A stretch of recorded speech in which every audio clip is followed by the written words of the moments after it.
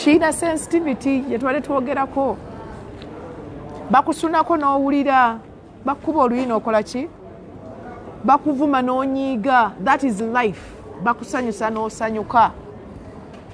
Atali mulamu takola ki. And the beauty about life, it is death as well. Because what is not alive does not die. So who is alive? Who is alive? I like that answer. Who is alive?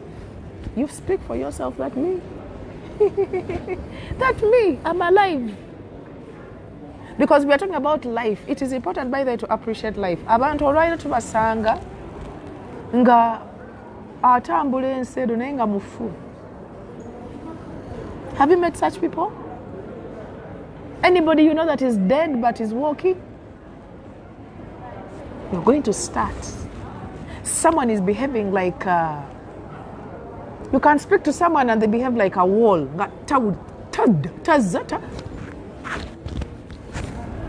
Like a stone. I think to no senses. Okay? That is now just an inability. Okay? It is an inability. Chijabuzi. But we know that you have everything that is supposed to reproduce. Nayenga, it's just an inability. So,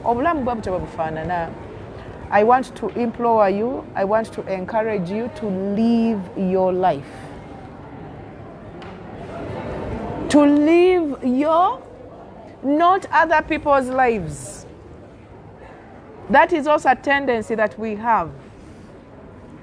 Someone is fighting and struggling so much to be like somebody. Njagala n'okunyumya nammwenga. Tunyumye, I want us to have a chat. You need to live your life. Some people are even tough. They tell you, live your life to the fullest. I don't know where full is. I don't know where full is. Full is yours. That is your measure. Era tugamba abantu mubaleke bali obulamu bwabwe. Let them live their lives. Because I think we all believe that it's one. It is one. It is one. It's one life. Anybody who has a second life? Like a cat has 9 lives. So, bw'otegeera ekyekitegeeza okuba omulamu. For example, the Prophet said that Rasul sallallahu alaihi wasallam said, use 5 before 5. Use 5 things before 5 things. Ekisasa kimu ku byo is life. Kozesa obulamu bannange munyambe njogere nammwe nga mwogera kubanga byenjagala obbagamba bigenda kunnema.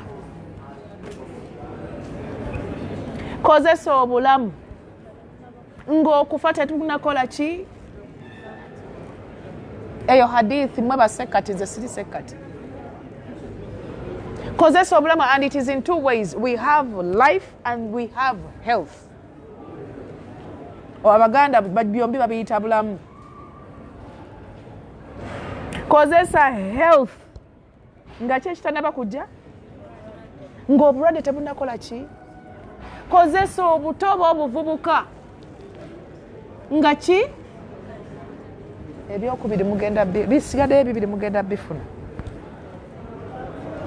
So I remember when I was at university. Nagikiwalanga ndiki Alikiwalawala bwe ntyo. Alhamdulillah, bulamu bwaliwo obwo. Naye ffe twalinanga nga tubeera ku muzikiti awe Makerere mu Mumsa. Omuzikiti ne guwuuma. Era njagala okukozesa omukisa guno ndowooza nga sinagenda nnyo mu topic yaffe. Nsooke njogereko ku bigambo nga najjukiza nga nammwe mbajjukiza. Ebigambo bye batukalaatira ennyo. There are those words bye baatugamba ne binnyamba nnyo nze ng'omuntu. especially in relationships. Batugamba nnyo nti never have sex before marriage. Ekintu ekyo bakitugamba nnyo ne tukitegeera nnyo. Mune wadde wakajja wane tugambe yentula si ntuufu. Si nnungi bano bajja kunnyonnyola sayansi akirimu. Batugamba nnyo mikwano gyange abaami n'abakyala obuteegatta na muntu yenna nga sivaawo. Nga tunabagenda mu aya la takrabu zina, you know, ne hadith endala zonna bakitugamba nnyo. Naye olwaleero ngenze neetegereza lwaki Allah subhanahu wa ta'ala yatugaana. Ate nga ye yatutonda n'atuwa n'ebitundu bye tukozesa mu sheepu yaabyo, mu ngeri yaabyo n'enkozesa yaabyo. Ye yabituwa nga tetumusabye, tetumubuuzizza. Naye yatugamba nti temukola ki? Temugezanga. Actually atugamba tosemberera. Olwaleero tulina abantu nga they are crying. They are failing to relate. They are failing to attach simply because yatandika ebintu by'okwegaddanga mu seniors. P7 vacation. Olwaleero nga tasobola kubeerawo nga talina muntu wa kubeera naye mu buliri. So nga ate mwana atu akanyuma kenjagalira munootinge nti buli gye weeyongoola okukula ne chances z'abo abantu zigenda zikola ki? Zikendeera. Naddala ffe abakyala baatugaana nnyo nnyo nnyo kuba mu bintu bino tulumwa nnyo okusinga abaami. Tulumwa mu ngeri ey'amagezi ne tali y'amagezi. Olwaleero omukyala n'akyayibwa n'ava mu ddiini. Omuwala omulenzi amukyawa n'ajjako akakaaya. Temubimanyi, temubiwulirangako, n'okusoma sijja bisomayo, n'ebitabo n'akola ki? Neeka sijja kuddayo n'abeewaabwe n'akola ki? N'abakyawa. So ensonga y'obutasemberera bwenzi yali eprotectinga nnyo omukyala. Kubanga mwebyera mu kuzanyiikiriza okwo mwetufunire embuto, abaami bafuna embuto. Olwaleero we have so many single mothers. So many on the increase. Balina mu kwekola mu bitongole. Single Mothers Association. You even wonder. Naye nga mu kuzanyiikiriza oba butafaayo obuteekuuma. Ne weesanga olwaleero ng'olina abaana aba. Bataata obanoonya tobakola ki? Tobalaba. Baatugaana nnyo okukwata mu ngalo z'abasajja. Simanyi oba bakibagamba.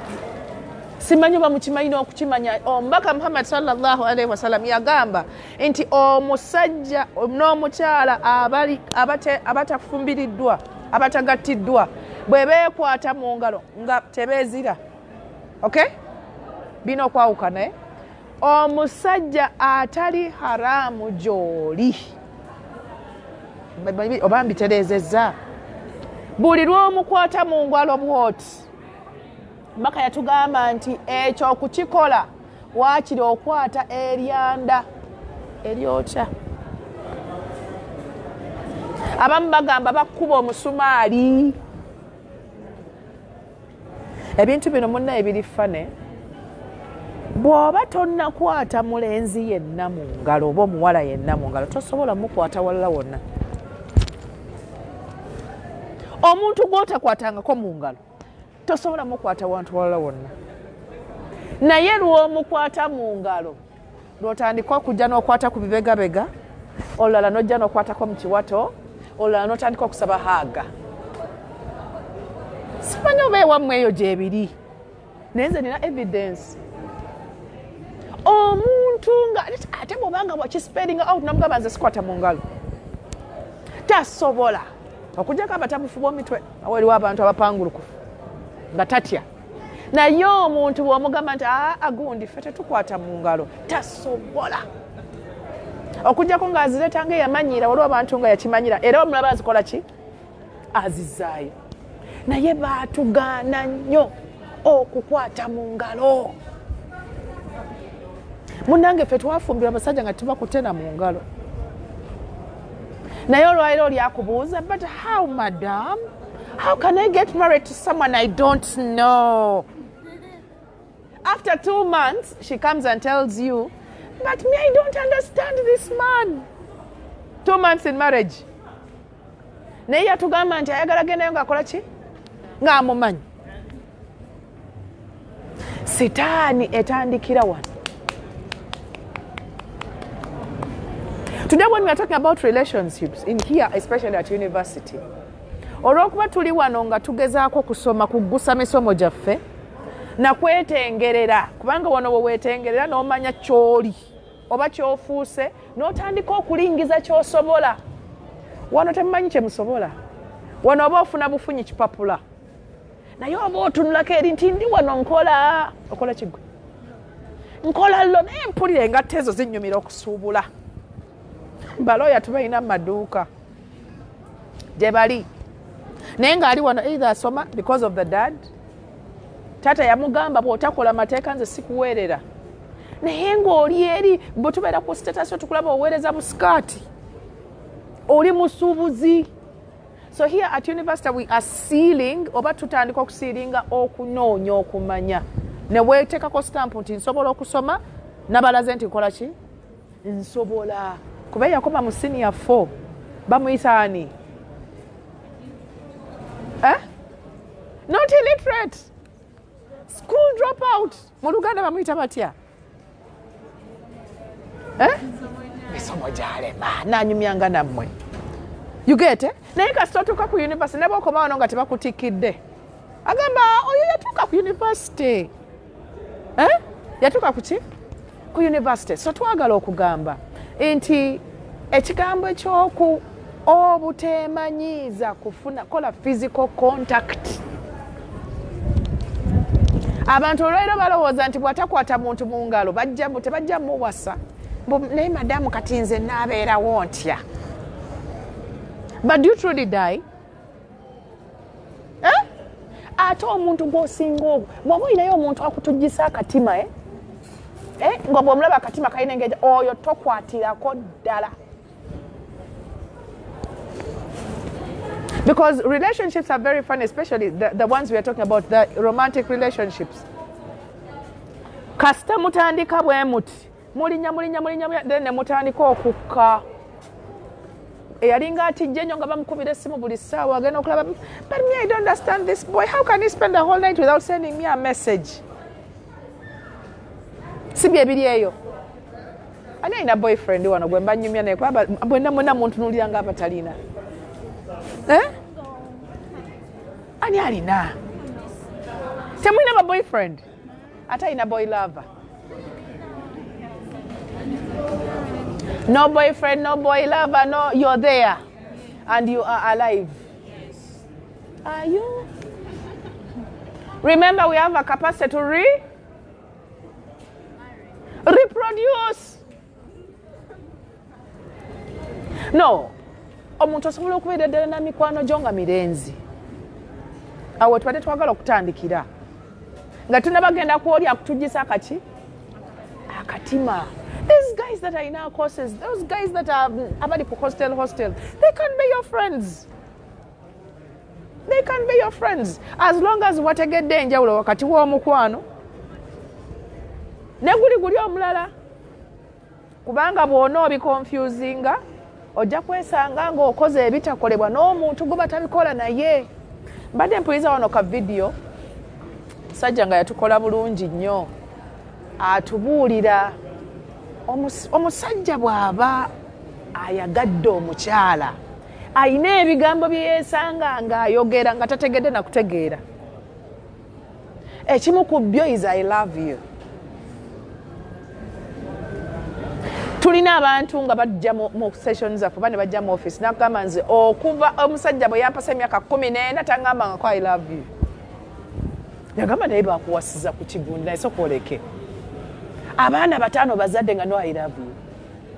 bakama baffe ekigambo ekyo si kyangu kukola ki kukyogera kyekimu n'essole ne puliizi kati bwe batandika okubigamba of course obeera weegendereza naye ddala kyogera kifaako naye si kyangu kukyatula for most people for normal people naye bw'atandika okukikugamba okyandibanga kiinamu amakulu ensengo y'okubiri omukulu gyatugambye nti omuntu bw'abanga akwagadde atandika okwogera nga akozesa we us omanyi tujjagula emmotoka okimanyi nti kati bw'ograduating wano tugenda kukola tu we to us omuntu atandika okubalowoozaako nga muli babiri maaso.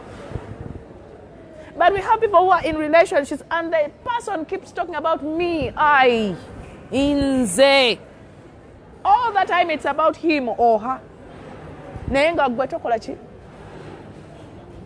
Bw'omugamba nti ndi mu class nsoma, I have a lecture, I have a paper, ngamba nti kati nze tondowoozezaako kweggamba.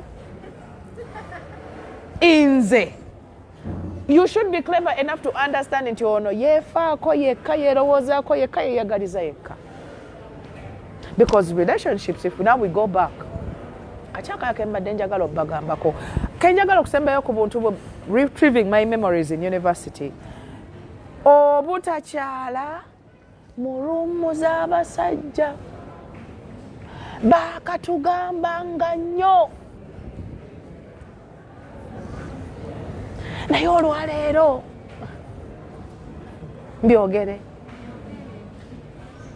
oli ava mu ruumu ye ng'anaabyeko bulungi ng'asiize enjala ng'aseesaze kalegingi ng'alina akasawo mulina obusawo obuliko ddole nga yenna kwegamba ng'alinga ekeeki mugimanyi keeki bagikola ki njagala ekigambo ekyo mukyogere nga kitegerekeka keeki bagikola ki so omuntu ono yeeteekateeka n'abeera nga keeki y'embaga. Alright? N'agenda mu hostero n'akyalira omulenzi. Mpozi alinga ki? Sijja kuzzaako kirala. So tusuubira nti omuntu ayina okubanga nga mugezi.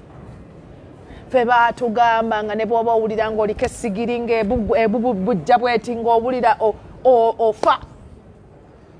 Kubanga gy'ogenda si wa mwannyoko. Si wa kitaawo, si wa maama wo.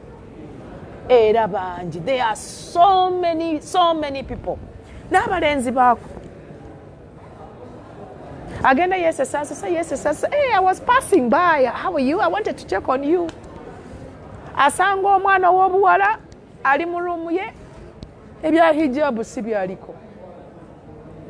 Hey, but you can come in. It's fine. Fine gyakomera mugenda okulya nga muli ebintu birala nti yafudde ajjamu ki ajja mu lubuto. So ebintu ebyo bisatu simanyi babijjukira kisookera ddala kye baŋŋamba nga nange kati olwo nkibagambye baŋŋaana nnyo okukola ki okukwata mu ngalo za opposite sex nga sibaŋŋaana buganyi wabula obusiraamu bwakola ki bwakigaana omubaka yakigaana. Today it seems like not modern at all, not to shake hands. The world might make us think that it is not what? It's not modern, it's not trendy. Today we are working with people, we are going into offices, we are becoming CEOs. So one will ask, mbeera wontya nga sikwata bantu muki? Naye kigambo omuntu wagu agenda kigamba abantu bonna. Agamba oyo Hajjat omulaba takwata mu ngalo. Takola ki? Buli muntu ajja kujja oyo totogeza nawe twaza gagalogo. Bw'obanga olina obweraliikirivu nga engalo zo zibeera bize buli ssaawa. You should be carrying something. Ensawo yo, ekitabo nga kino, omuntu bw'aba aleeta engalo. Assalamu alaikum warahmatullah. Kati bw'ofuna omukisa omuntu oyo oli munnyonnyola n'omugamba nti munnange ffe mu Busiraamu tetukola ki? We don't shake hands. Kubanga tufunyeemu bingi, twawona bingi. akamanyiira akali awo temuyinza nakategeera. Omuntu akwata mu ngalo abantu balina information yabwe nti omuwala bwamukwata mu ngalo simanya bw'aba ayina ebbugumu simanya bwe ziba zibuguma simanya abeera bwati bwe ziba zinyoga simanya bwe ziba zikalabula simanya bwe ziba zigonda. Ebyo gye biri. Mungu byatukola ki? Byatutaasa. Osobola okukwata mu ngalo z'omuntu n'alemu okwebaka. Yes. Tulina abantu nga ye ku mubiri gwa mukyala we yenna amwagalako ngalo. Yenna nga munene yakula bwati na kabina naye nga amwagalako ngalo. Naye nga mulooza byatandikirawa. So engalo zaffe tuzikuumenye. Ekyokubiri nakabagamba bibiri byokka. Wangi? Obutakwata mu ngalo, obutagenda mu ruumu.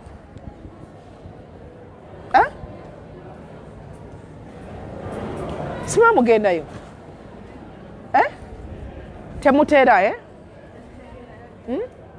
bw'obanga omuntu ono yagala kale mucekinga nnyo nga yeetaaga okuteeka genda n'abawala 7. Tumulabe bw'atuuya nanga anoonya ebyokulya. Abawala bameka?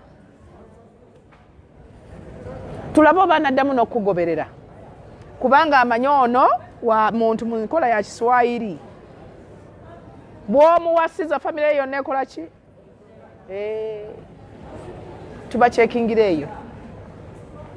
Ekisemberayo ddala kubanga ekiterera okuvaawo eky'abantu okuyingira mu luumu kyekyokwegatta. Naye tunaba kufumba nakibagambye. Ekyo kyonoonye ekintu ekiyitibwa relationship. Abantu omwami okubanga takyasobola kutuula na muntu n'abeera nga muyinamu emirembe. People get married, but the minute if they start remembering that they committed zina, there is no trust. Anti bulwamulaba nga aseka n'omuntu ne bw'aba nga asikaari kale ayangwa mangu okujjukira nti ono ke yakola kiri nange. Ekyo Allah kye yali atutaasa. Osomesa abaana mu kirasi mojja omukyala. Kale oyinza omugjamu ng'ali halaali tukiri fine. Naye ng'omuntu akozesa abaana bakola ki? Basomesa. Kati bw'afunamu omu n'amuwasa. Buli lwakuba ekisumuluzo nti ngenze ku university. Omuwala ng'agamba agenze kati. Akoze ki? Naye bw'obanga wagaana nga wagumiikiriza paka. Ofunamu akalowooza nti oba oliawo waliwo munna akola ki? Anaagaana. Naye buli lwe tukkiriza nga tetunnaba kugattibwa oba kuwoowebwa, we have breached what we call the trust. Ne bw'aba father ne bw'aba seeka toliddamu mwesiga. Tubalina nno nga bali mu majubba. Tubalina nga balina mu nikaabu naye nga bamuwasa ali lubuto. Simaje ebiri eyewammwe. Mubiwulira? Nga temwogera? Nga tulabikira mu mbeera ya kiki mubiikira. Naye nga babuziba bwe buti. Nga babuziba enkola efuukira ddala abamu bagenda n'obukaya bwabwe ate abanakuza abantu bakyatya nnyo. Ajja ku kazigo ne kali olaba tadibeya nga Hajjat si bimukole ennaku zino. Hajjat nga yeekozeeko bulungi naye nga azze mu very haram relationship. She has come for a haram visit. Naye ng'ali mu kakaya n'ekiteeteeyi. Nze nalina neighbor oyo ndi mwogera paka lwe ndifa. Neighbor yali Mustafa. Naye nga buli weekend akyaza. Mustafa lyabaki?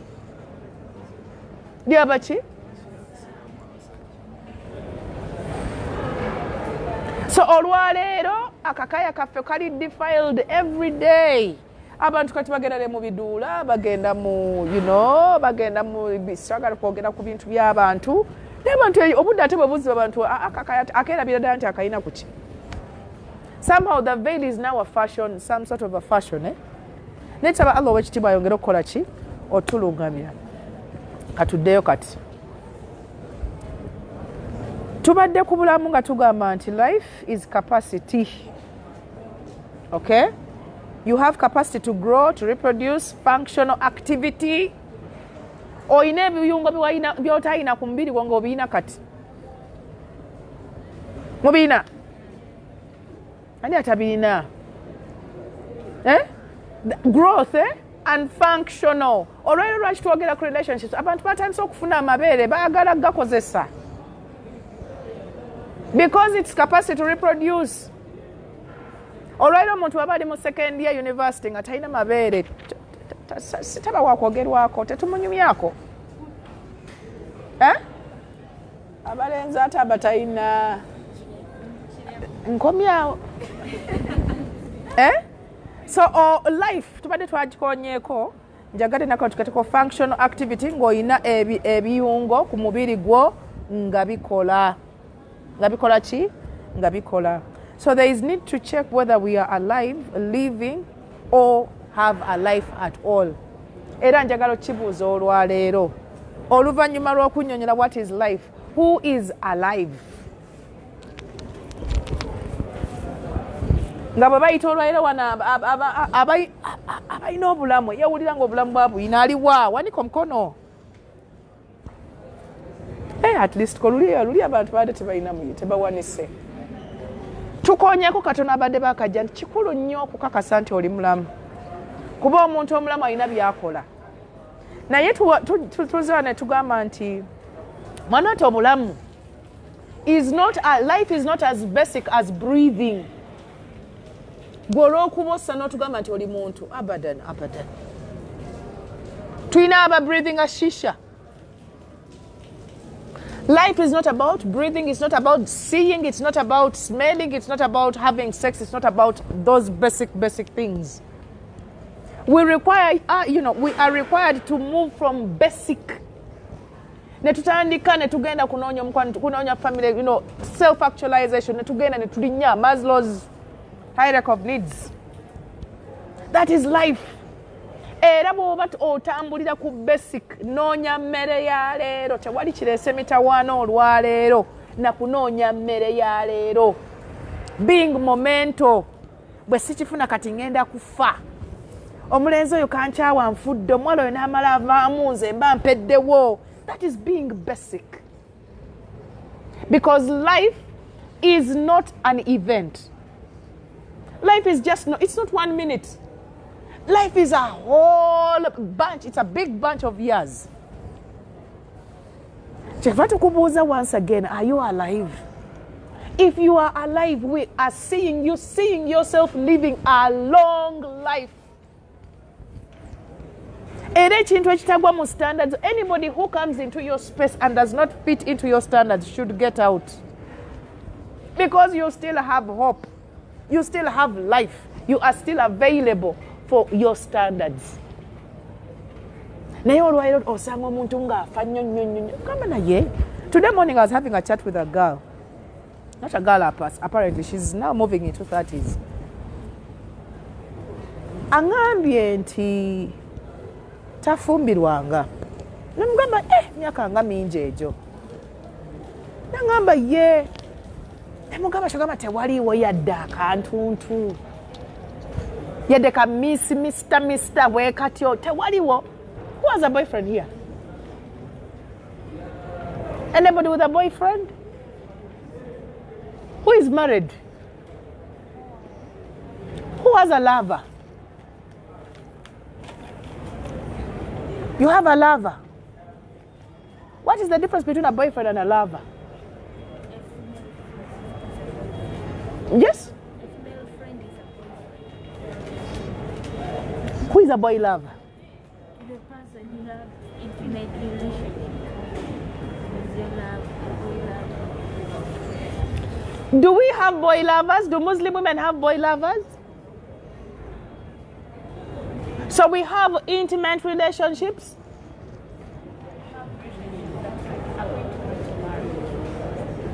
So that is a boy lover? Why do I think a boy lover is a husband?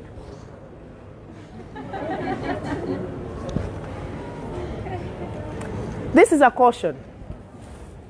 Omuntu yenna gw'otannawoowa gw'otannaba kufumbirwa I'm cautioning all of you had better stay boyfriend.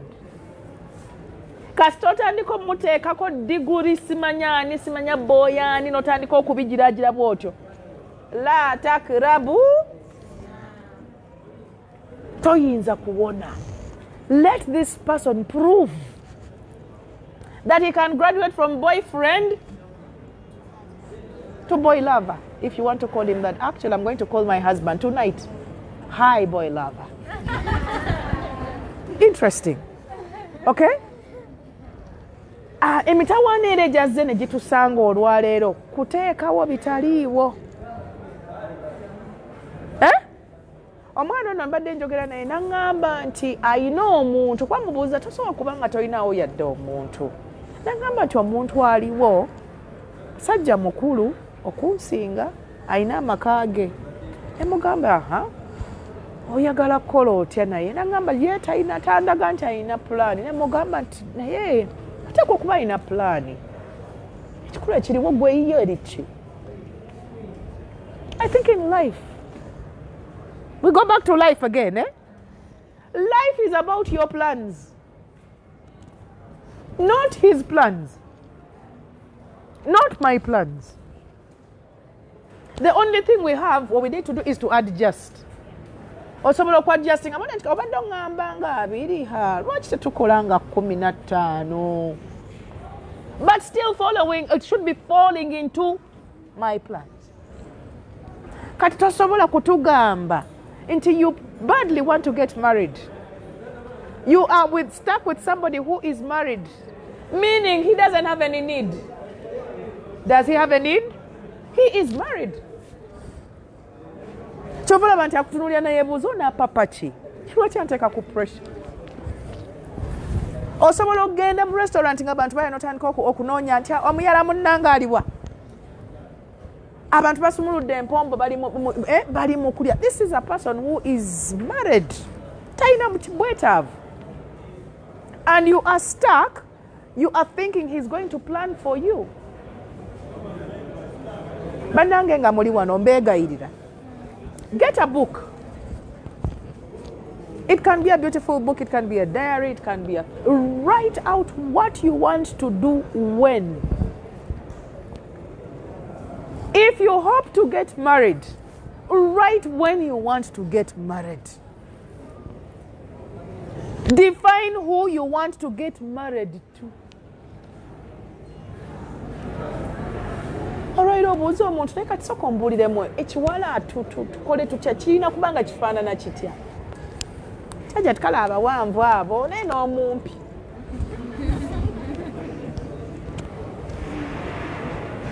Abawala, for the ladies, it's just a total confusion.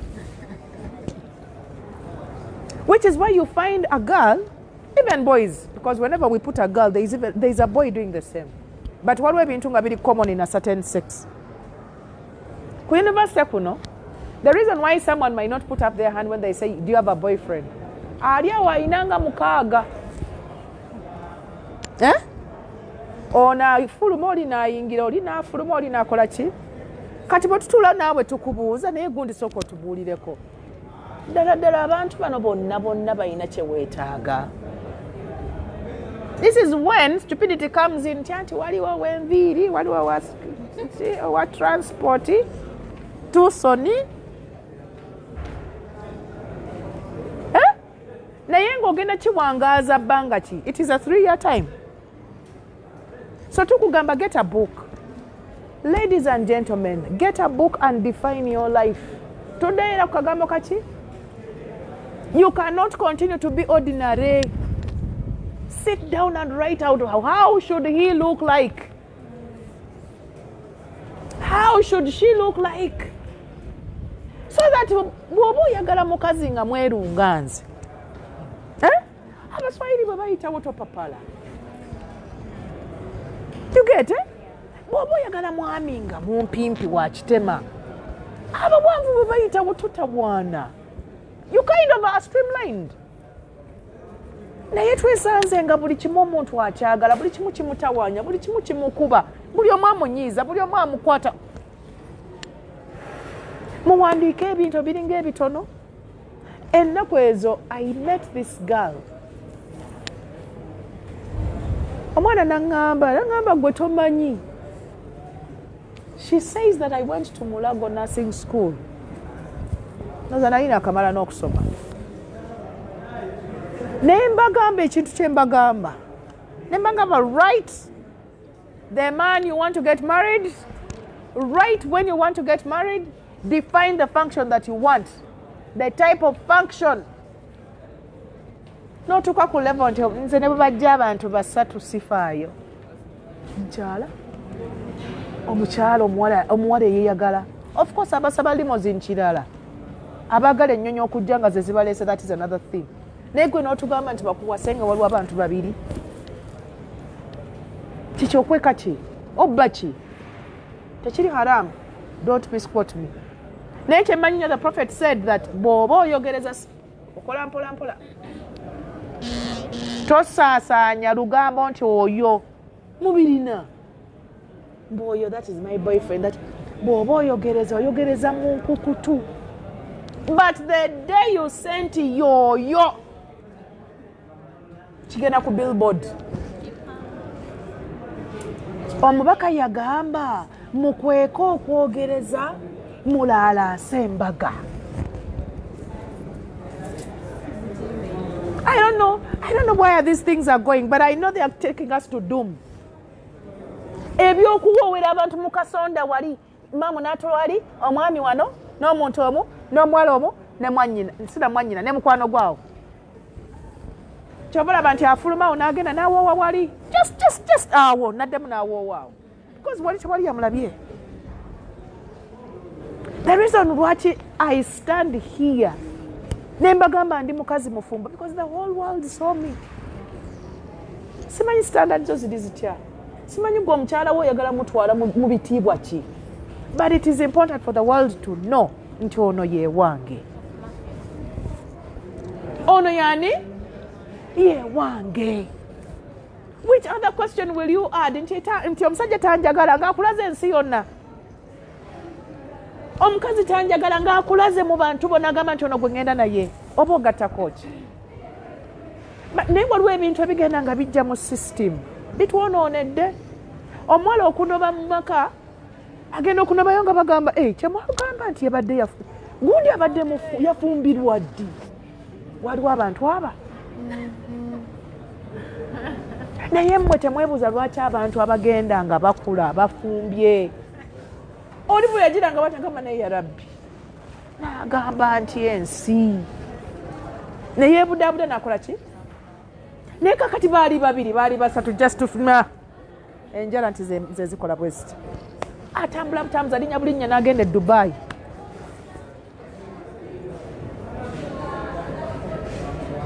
So tubagamba kyetuliko is to write out your relationship goals. Because it is what we are talking about today. Do you want a boy love, a boyfriend? You want a husband? Twakola single Muslim seminar mwaliwa. Twakola single Muslim seminar obulenzi ne bujja nga bubunyirira okukamala bwonna bweterezezza bulungi. Obuwala nga buli eri butiba butibi mwaliwa. Ojja wakiri n'olabako bulabi. Wanje? Aha! Ate anaawasa atambula zibiriza. Omuntu olaba okkirizibwa okulaba kuba amaaso amenzi n'agatali menzi byawo. Tulina abatunula wansi naye nga sikaati bulijjo basanga bagikola ki. I think it starts from just inside here. Naye, what do you want to do? When do you want to do it? With who? Tubasaba, you go to the detail of defining the person you want in your life. Tubuulire langi oba weebuulire langi ye, tubuulire height ye, tubuulire alina kubanga asomye paka wa, tubuulire kabira gy'avaamu. Si kusosola. Si kusosola. Allah yatugamba mu Qur'ani tina batonda mu kabira neki n'ebika mukole ki. Mumanyagane mwemanye nti ki. Tyabakiga bakozi. Si bwe kiri. naye bakambwe.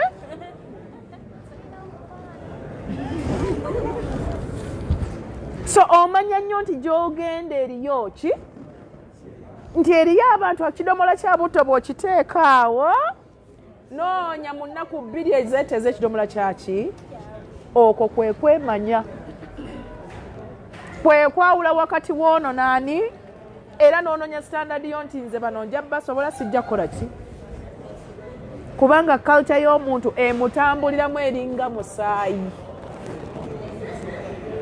You find a Somali in America, you'll be surprised. Tayawulo oba ali Mogadishu oba ali Washington DC. Culture y'omuntu ne bamubuzaabuza batya emutambuliramu emuli musaayi bwetyo. Banneebuuza lwaki abawala Abaganda tebakyayagala kufumbirwa. I mean kufukamira. What is the problem? Mmere yetali ntuufu. Nga ayambadde nti akapaleke nti banaye omuntu wanti banaye naamulengera linaaweta oyo ajja kunfukamiza. Abantu tebaagala kufukamira naye nze nina ebintu byenkola olumu nga binnyumira naye nga njagala nina abantu bensinkana faigabala omusinkana ova ku Greenland Towers tewali baagala bafukamira ku Greenland Towers anti omuntu omufukamira kiraga nti mukulu si bwe kiri kati eri abantu kati baagala kubalaba nga bakulu ku Greenland Towers si bwe kiri kati ofukamira n'otererera ddala muwoti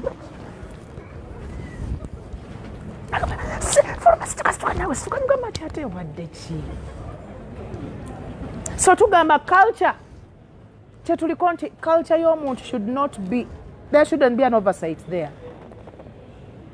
Tulina abantu olwaliro nga batawaanye mu relationship because they've done that inter tekiri haram but we are talking about experience. Gy'ogenda gy'oyagala okomitinga ensure nti otegeera gy'olaga. These things should not find you by accident. Bane mulina obudde bungi bw'omaliriza pepa yo ng'abamu bwe bagimaze sit down or reflecting eko naye bwe mba nvudde mu shuguli z'edduniya njagala kuwummulira kwa nyina yali aleese omuntu tamanyi Luzungu tamanyi Luganda naye ye musajja Muganda amanyi Luzungu ogenda kuwummula bane omuntu ne bw'aba nga anyuma okutunulako omuntu bamutunuulira butunuulizi batyo okuwummula kitege. One of the things we are looking for in relationships is peace of mind. Ng'olina omuntu gw'obuulira ensonga yo n'owulira nga okisitudde okyeggyeko. But we have people who cannot even listen. Omulabira na wano nga tawuliriza awulira naye takola ki n'owummuza otya ebirowoozo bye n'omuntu nga tawuliriza. But do you even have the capability to differentiate between someone who listens and someone who just hears? Oba gye bali mubalaba eyo gye muli ng'oyogera naye bw'oba olina ekyomugaana oba tolina nakimalayo n'akiddamu nina gwe naali naye nga yeetakula bw'ati Yesu n'asuna ne mugamba lwaki osuna skiini why are you doing that? That is someone who is not listening. So when we start relating, when we start making things deeper, n'osobola otya okutebenkera n'omuntu nga tasobola kuwa matu ge. Ngeno mu Buganda batugamba nti omukyala matu. Kitegeeza ki Muganda munnange? Wangi? Mubimu ebitendo by'omukyala. Omukyala abeera naye guna abeereka naye is the ability to. Are you even ready to listen? You know what is there in marriage to listen to? Sente zambuze, sente siziraba, sente y'omuntu nga olina okuwuliriza. Nga bwe zaabuze leero n'enkya ne luli.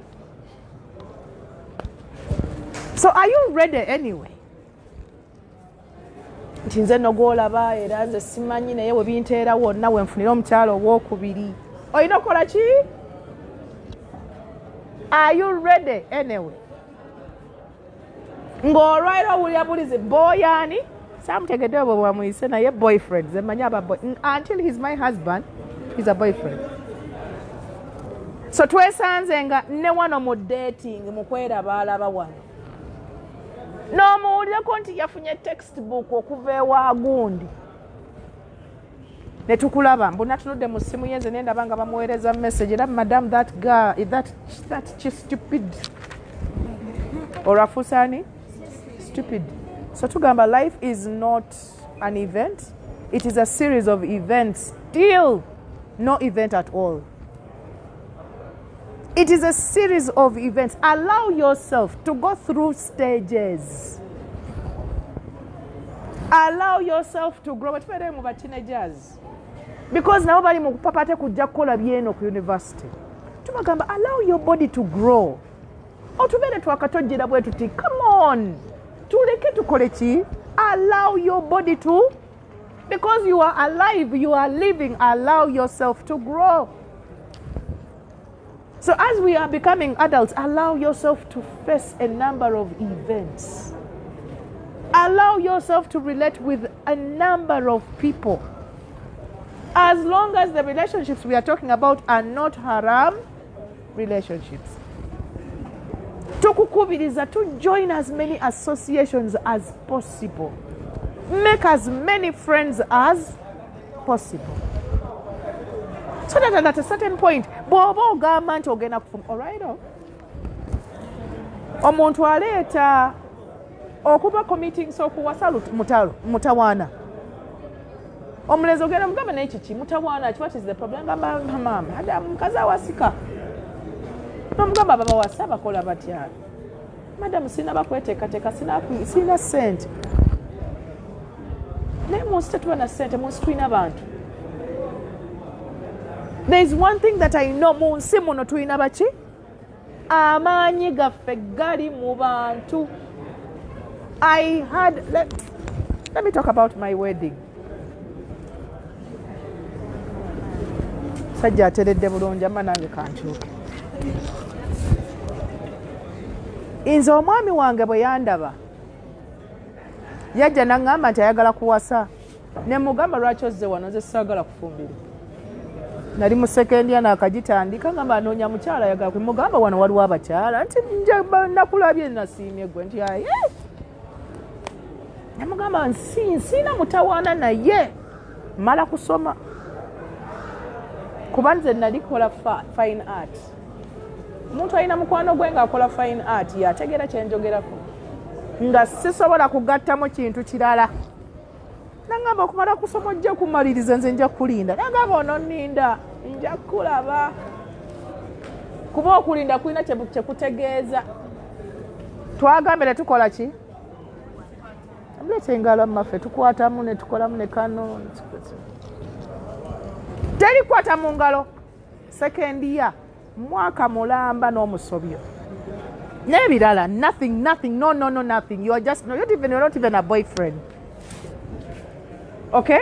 Ne Allah n'atuyisaawo ne tuyitawo ne maliriza okusoma era olwamaliza ne mugamba my plan is done. Where is your plan? Ne Allah yatuwa blessing. Maybe it is because of that kind of commitment. Nze nayanjula ku ssaawa 4 paka ssaawa 8. Introduction. Zineza mmwe zembalaba zino zineze. Temwani mu bano bana beesukunda bayiika amagumba. Naye a full introduction. Ng'abantu bange weebali bonna n'abantu b'omwami wange abaali bayitiddwa nga bakoze eki? Bazze. Bwe namaliriza ne banteeka mu mmotoka. Mercedes. Bwe bagenda kuvugira mu mmotoka ki? Mukazi we ayagala muwasiza mu mmotoka ki?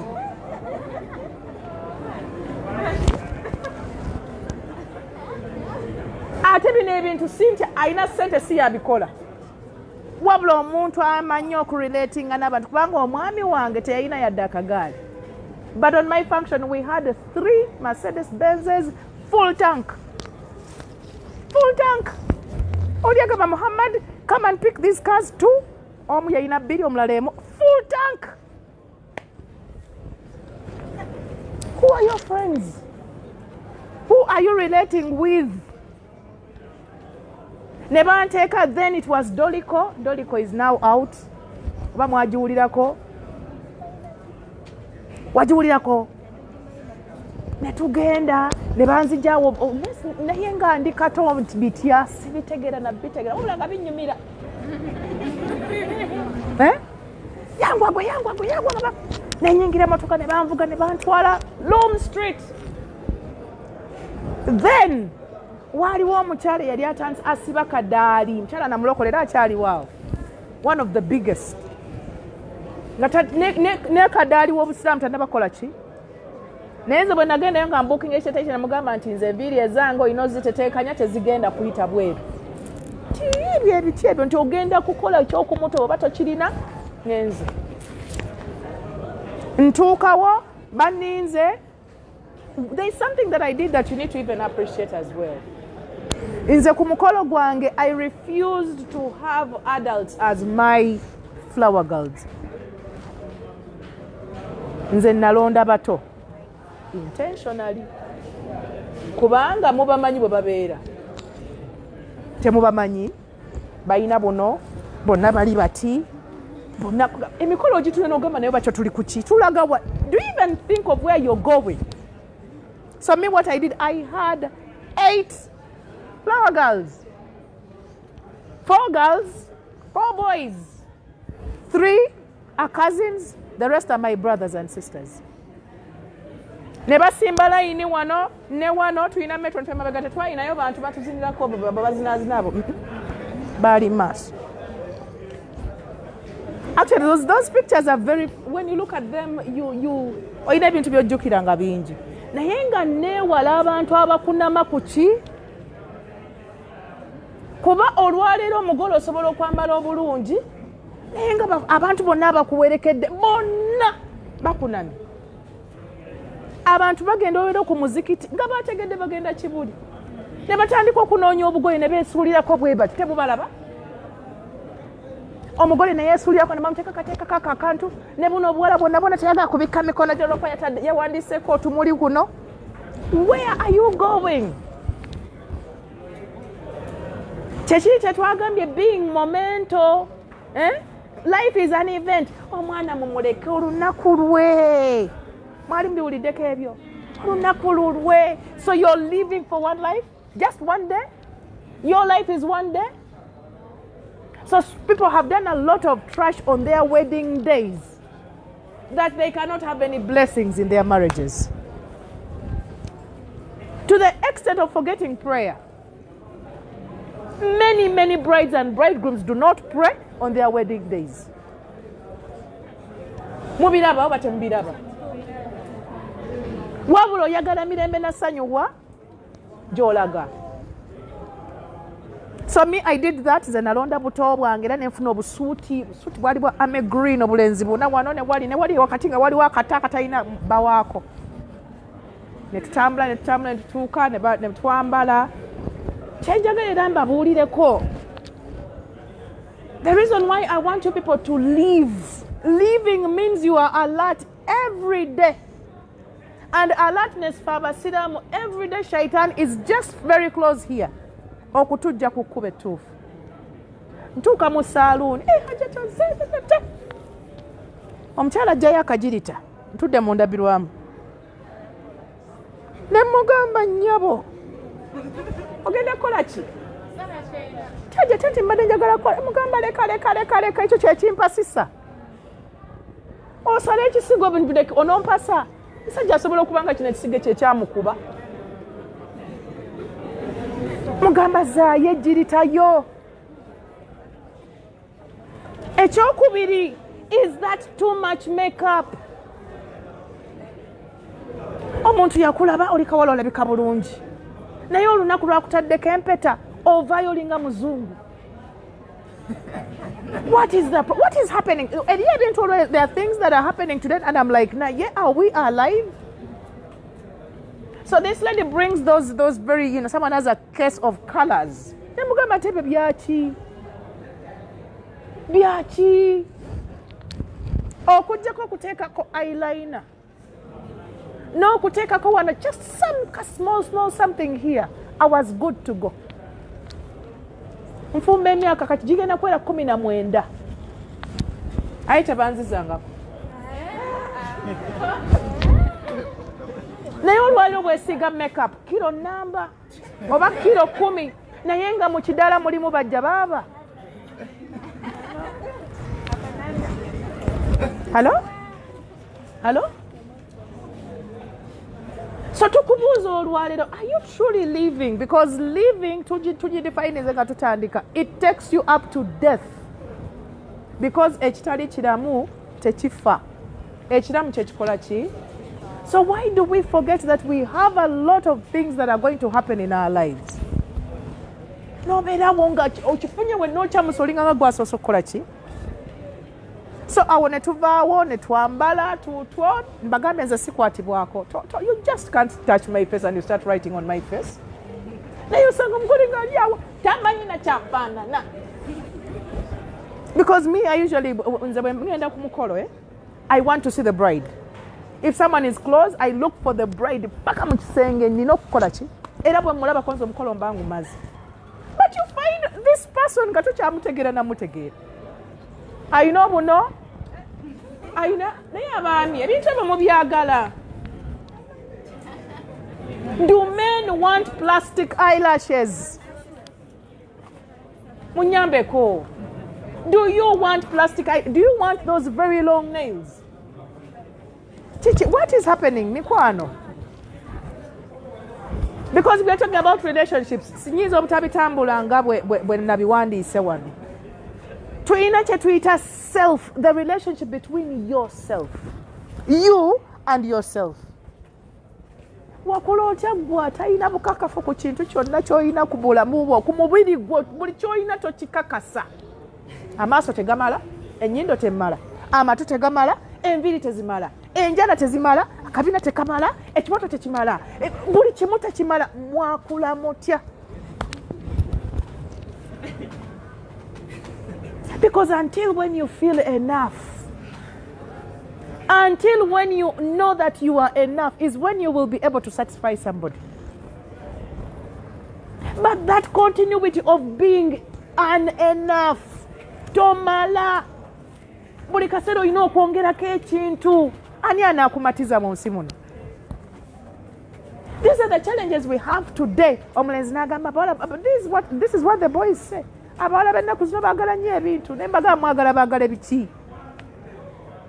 Mwagala baagala biki? But then there is a limit. There is truly a limit. Obeera n'ogera omugole n'omusanga nga tasobola na kwogera, bamuwandiiseko yonna oli bw'oti, amaaso gonna galimu, Mukama Katonda wange kino kyo kikyo. Someone goes and picks a dress. Because this is what is happening. Someone goes, but what we get we pick our dresses, not right? Yeah. You go, you even ask for another one, you ask for another one until when you choose. Joyagal. Olina afuna ekiteeteeyi, abaami buno bwama. Olina afuna akateeteeyi nga tasobola na kussa.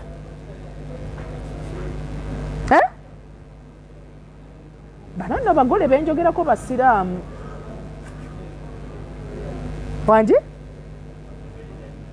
N'akwata ebbeere lino n'agenda n'alisiba bw'ati. N'asiba olubuto luno n'alusiba nnyo bw'ati. Akati afuutukayo ng'anyumye. Omuntu aba anyumye. Kati tutuuka ekiro. Kubanga okumanya we are so momental. Someone forgets where they are going. Already I was struggling eriawo tassa, tasobola kulya, tasobola kunywa.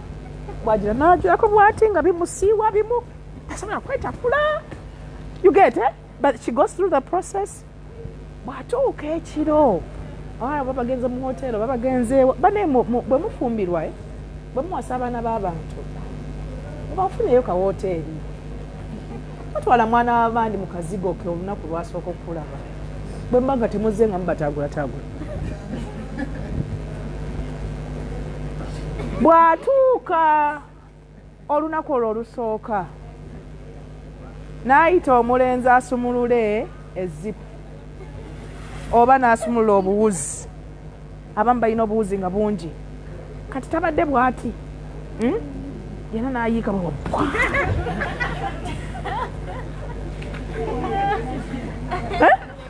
yena n'akola ki? Nze kambabulire. Let me tell you one thing. In life, there is nothing as sexy as someone who believes in what they are. For both of us. You know, you see this ugly man, but the way he has this confidence in himself. Najja n'akwesima amaaso n'agamba gwe weepanka naye nze nkwaga ngenda kuwasa. There is nothing as intimidating as that person who comes and stands in your face and says you are the one.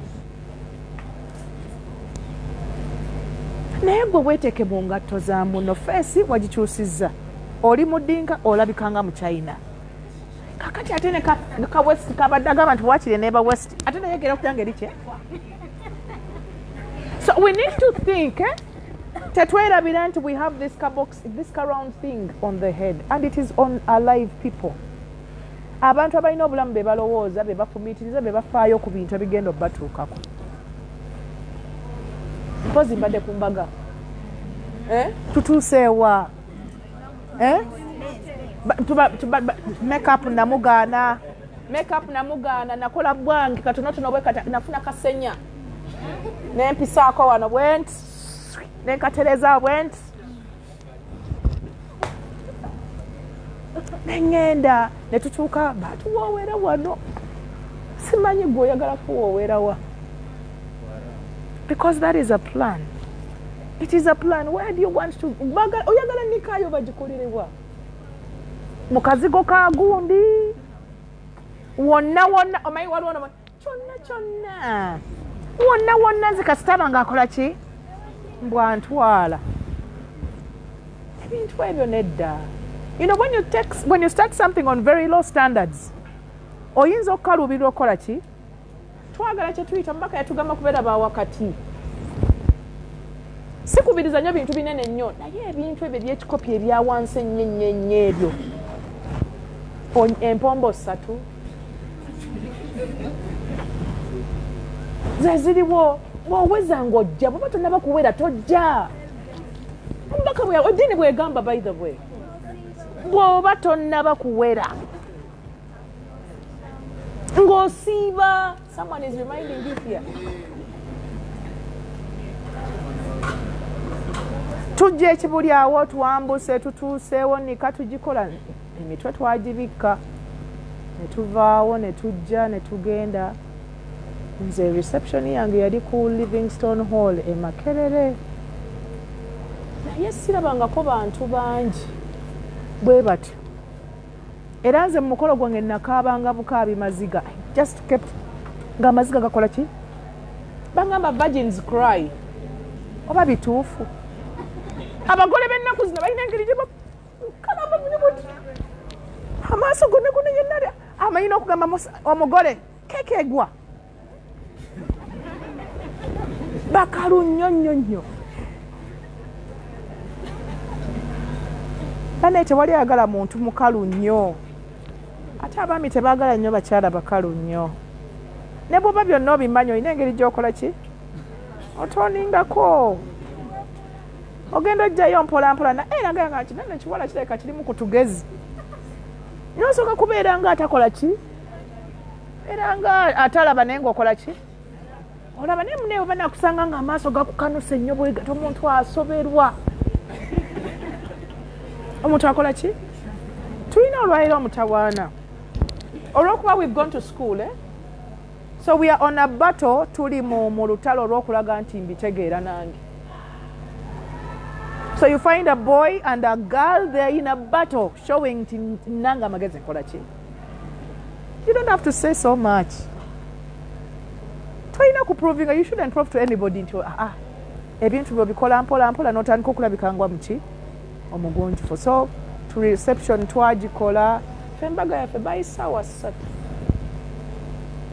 3 ez'ekiro ng'abantu bagenze balidde buli kimu kiwedde. But if I should mention the people that were on our function, naye nga twali tetulina, mwami wange teyalina, nze I was fresh from university. But one thing I know, we had people. Abantu tubajjawa, because we are talking about relationships. Olwairo muli wano nga tomayina muganda wa maama wo gyali. Tuli wano tomanyi senga wo gyali. Ogenda munoonya ku lunaku lwaki?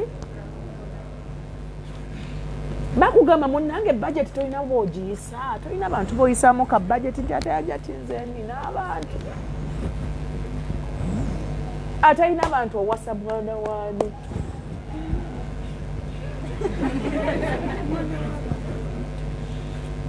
Wanje? Nze leka mbabuulire in life. Ekyo mukimanyi ne wano. Omuntu atamanyi kukola mikwano na banne ne degree esobola okukulema. Si bwe kiri? Ne degree esobola okukulema if you cannot relate with people. Because you will not know where the right notes are, you will not know where the examination is, you will not know where things are. Kuba oli bw'oti. Otuuke mu maka, mu nnyumba y'omuntu, omwana abandi omufuunirire bw'oti. Ayogera naawe tonyega, akubuuza kino tokinyo. Oli munyiivu, oli mukambwe, ate baseeka nabo baatusobedde.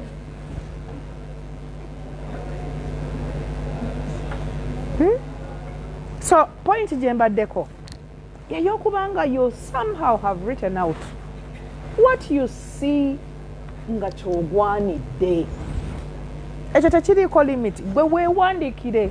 Abaami abatono baagala nnyo ebikyala ebinene. Kiwandiike mbadde ensaala omwo nendabwe mukyala. Ndabye omwana muwala ne ŋŋamba ine Allah wayawukana ya Rabbi ng'ali ku sujuudu bw'ati. Tuba tubiraba nga bw'ati. Naye osanga akasajja bwe kati nga ke kamulina. Very common. Wanje? Very common akasajja katonotono bwe kati kakuba ekikalu ne kitereera naye nga kalina omuntu. Era kyendiko. Era sikinako mutawaanira I'm trying to explain bakutegeere gwe yasiima oyo. So tukugamba kye tugezaako okugamba nga tonnaba kufuna. Wandiika omuntu oyo. Obeerawo waakiri nga buli kaseera obeera oko n'oweweeta katabo bw'oti n'ogamba nti Allah wange. N'obikkula. Ate ebitendo byetaaga nga bingi ddala. Tavangamu njala. Siba abantu bakyavaamu enjala. Butalina nkovu. Ate obeera realistic. Bw'oba owandiika ebintu bino teweedibya. Oyinza okuwandiika ebintu ate n'odiba buki budibye. Ati kanzireko mu kitabo kyange neme kuleka irimu yange wano. After the reception, naye ndi muntu mukulu. Bw'otaba ku reception saawa 3 ne batuvuga mu masedesi yaffe ne tukomawo eggabe eno. Famire y'omwami wange baali bakuŋŋaanye wa mukulu w'omwami wange waka. Abantu ab'omunda, special people, abasezaala, abalamu bange, you know, all those famire ye. That was now a second reception. So I was sat there nga nina akatreka nga ka chaayi ne batandika okunyanjulira abantu abange. Oyanjulikika. Ende lwaki mugamba ye gamba ye? It is a question. Oyanjulikika mu bantu, because one of the challenges we have today, toyanjulikika, so someone cannot come out and say nti oyo nno omulaba oyo enkola y'onfu ennyambala y'onfu oyogera bubi totegeereke kolwayo olabikira mu kino olumu obeera mu kiteteeyi olumu obeera mu bupale kugamba to kibuuzo kiri nti oyanjulikika waliwo agambye mu bifo ebimu I think that is personal growth at a certain point. Era omwami gwendadde mpuliriza yagambye nti mu bimu ebiraga nti omwana omulenzi has fallen in love with a woman is for him to put a title on her ng'asobola omugamba abantu nti that is my girl, that is my girl. Tebakikaka. Don't come telling us, Hajjat, I need a counseling session. No, two cannot talking about. The guy cannot even tell people that I'm tebachi kaka, tebachi gula, tebachi roga. Someone was getting out of marriage because the guy is not making her the profile picture. Not Tony ennyo. I know I'm not in his profile picture. I tell you ebintu era bye neebuuza. Omwami wange atuuka atya okubeera nga ali ku profile picture ya. What is a profile? Ani amanyi oluzungu? What is a profile? When you are looking for Zaitun Kakyaama, for example, in a WhatsApp chat, and you scroll and scroll and scroll and scroll, and then you see a man. Ebintu abantu babikola olwairo nga ate baasoma nga mukyala we ye profile yali ku profile picture ye. Mbwa mwagala nnyo. Waliwo ebintu eno mu counseling ebitukakasa nti there is a very high low self-esteem. Omuntu nga teyeematira. We have people who have failed to put their pictures on their profile picture. Ati okwetunuulira. Ati okola ki? Naye ayagalayo omuntu ananyumira omutunuulira for the rest of their life. Tuli fenna. Boyfriend agenda ku profile picture, boyfriend teba posing ane ku status, tetukola bintu byonna biri public neba boyfriend. Kati bwe bitakola.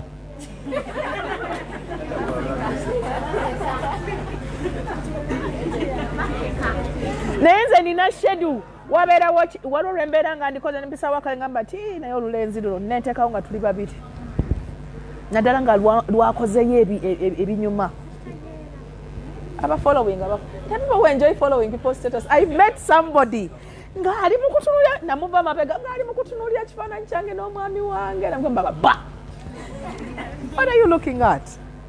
Naye ekintu ekirimu olwaleero because until when you have value, that value that you have attached on yourself,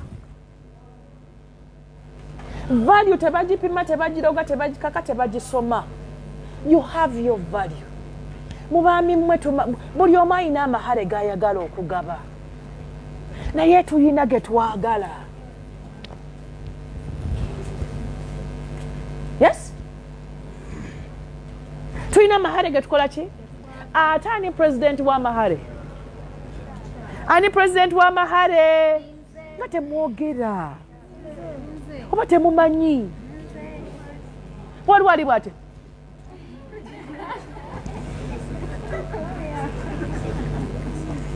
Allah yakwata ekintu ekiyitibwa amahale.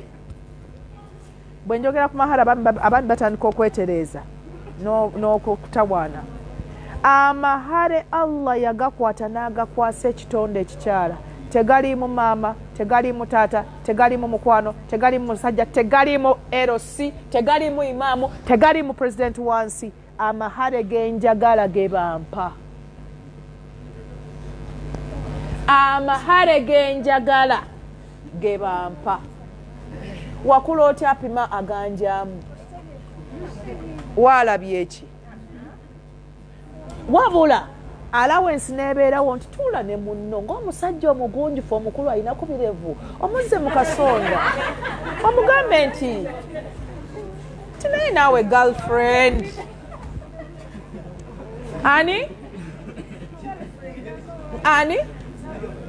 mugambe nyigiraamu kola ki era oyogera naye toyombera eyo nti omukazi yannemye amahale yasaba talk to your friend because this is a person you're going to commit your life to. Mugambe nti nandibadde njagala nnyo naye mbadde nsaba. Come to an agreement because one of the things that are showing us that you're going to be able to live together in harmony is your ability to bargain. Neno twala mwana w'abandi kubanja n'otwala omukazi kubanja. Lwaki mujja temunnakola? Ani yabatuma? No, I mean, let me tell you one thing. Bino ebintu si byakukaka. Eddiini si yakola ki? Nokkiriza okutwala ku bbanja? Nsonga zaki? I don't know, Makambabule. Let me tell you one thing. The place where you should not involve your heart at all is in love issues. The heart will tell you lies always.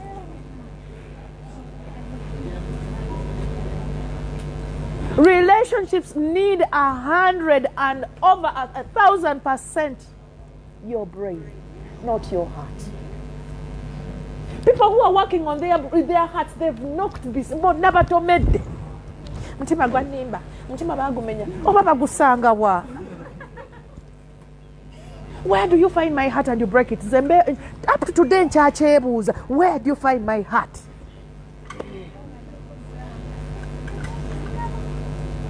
Kankogera akantu kano. The place where you should not involve your heart at all is in love issues. I don't know, my love is blind. Oba. I don't know.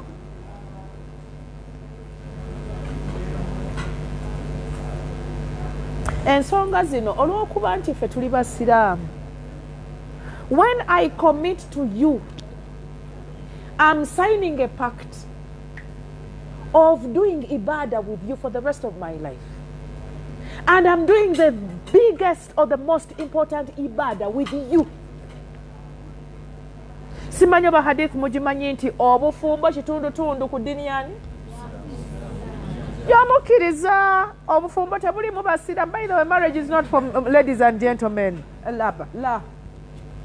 Obufumbo bw'abakkiriza, it takes belief. Era abantu abatalina belief tebasobola kubeerayo. Tosobola kufumbirwa muntu. Nga tolina bukakafu nti Allah alina obuyinza. You do not know what happens in marriage because the most wonderful things happen in those rooms. Wonderful can be negative as well as positive. Naye it takes you to believe. Naye ddala omuntu ono nsobola okubeera naye obulamu bwange bwonna. That is belief. That is not Islam.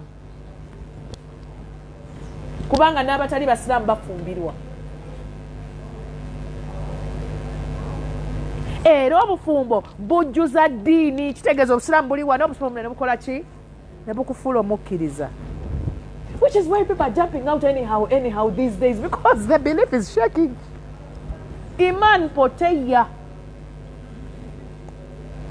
Naye omanyi kyolekanga ova mu bufumbo. Sometimes I even wonder mwene ensinga tunoonya empeera tubunoonyereza n'ova ku kituva Allah yakuwa 5 ku 10 ogenda kubisanga wa?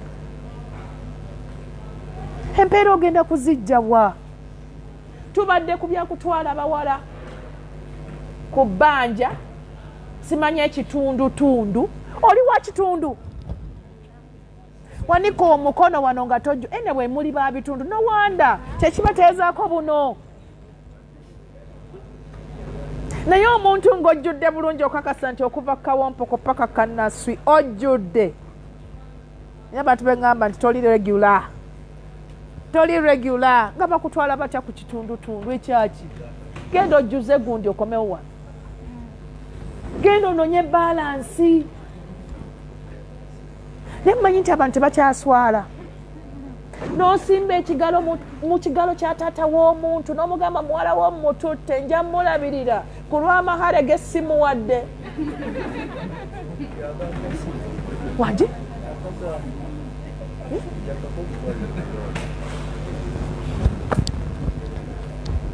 so amahale gaffe sit down, write in your journal, what do you want, how much do you want for your mahar. Gabeerewo wano nga tonana kulaba muntu nze bantwalira mu pounds.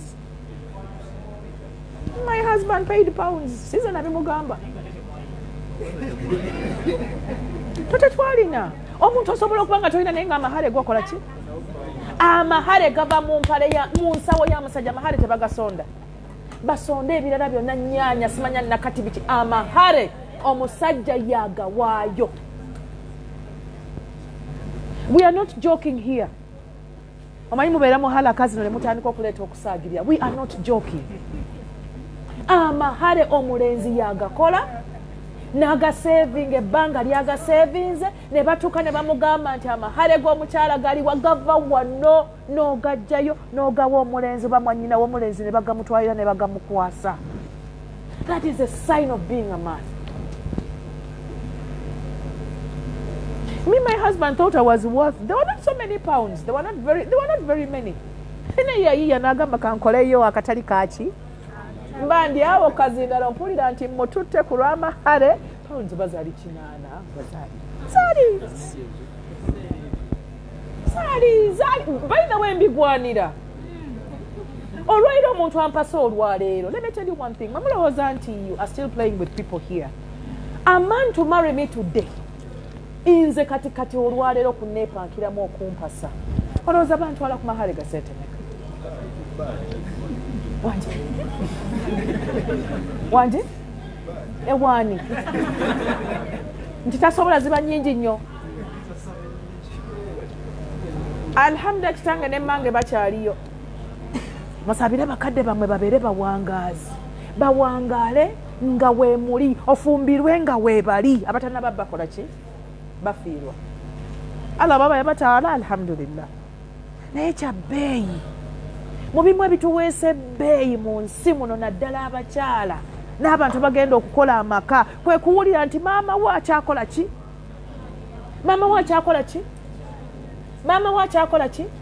Akyaliyo.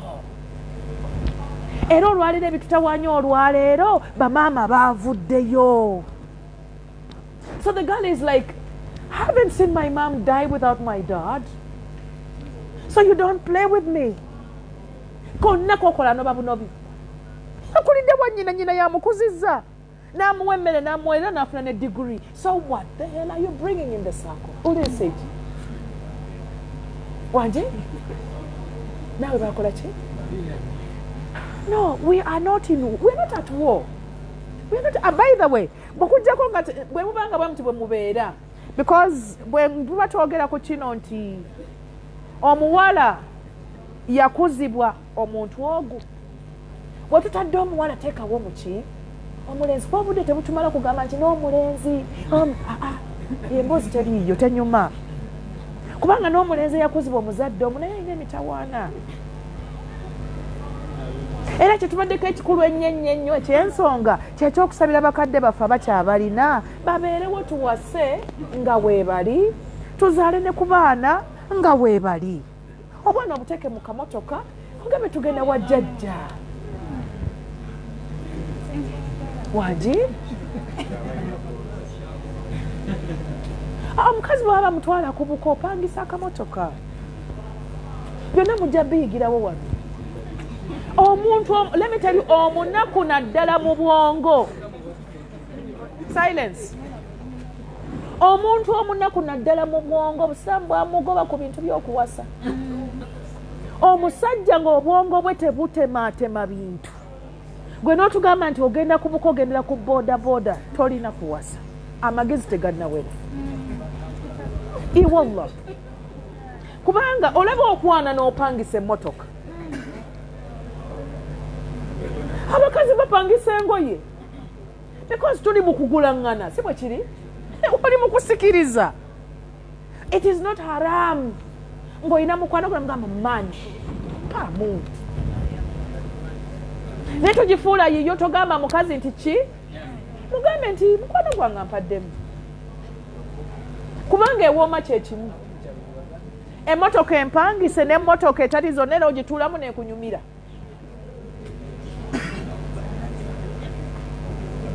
Kye tuliko olwaliro mwaŋŋambye enzije njogere ku kye tuyita life and relationships. Era nga nange mwendi teweerabiranga nti oli kitonde ekissa, ekiwulira, ekisobya, ekyerabira ng'okolagana n'abantu. And when you start getting into a romantic relationship, never forget that you are dealing with a human being. People have put demands on people. Alinga adilinga ne chuma, alinga nga adilinga ne computer, alinga nga adilinga ne malaikatul Jibrilu, alinga nga kugamba yerabiridde ddala nti she or he is dealing with a human being. Neka kati gwe bw'obeereyo tolowooza. Ani yakugamba nti bw'oba toliiwo bakulowoozaako? What makes you think that we don't have things to do? You know, people commit to people, ne bayingiza amakomera. N'otankubira simu, ne nkuweereza message, n'otagiddamu, kyokka ayagala amahale ga cash. Omuntu asobola okukola ssente nga buli message gy'oweereza bagiddamu. Can someone make money ng'ali ku WhatsApp? So don't forget that you are dealing with someone's son.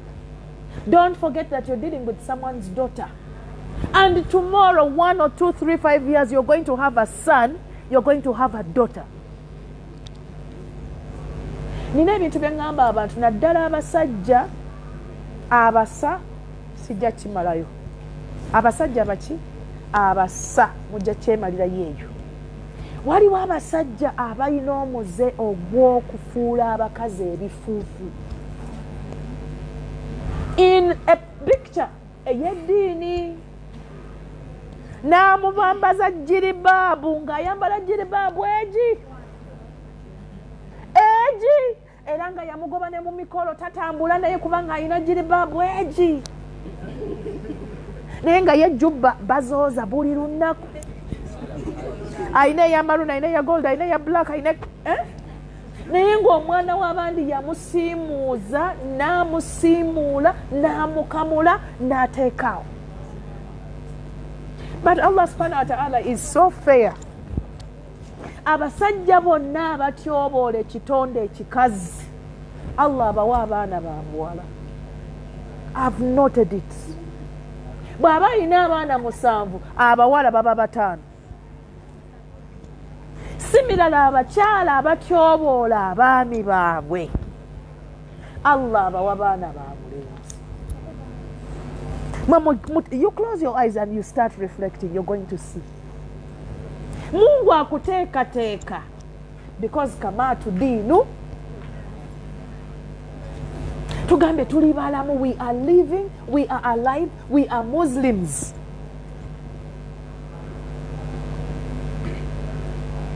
N'omalako omwana w'abandi emirembe takkirizibwa kwogera na musajja yenna, takkirizibwa kwogerako na muwala yenna, tannakufimba, but he's not even allowed to flirt with any other girl, tannakuwasa, takkirizibwa kwanibwa muntu mulala.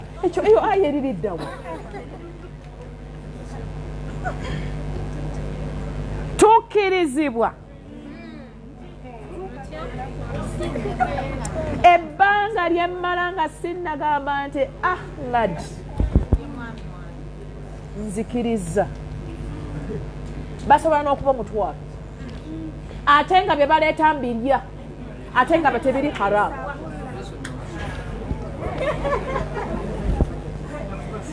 Kakati, this is the work to do for all of us.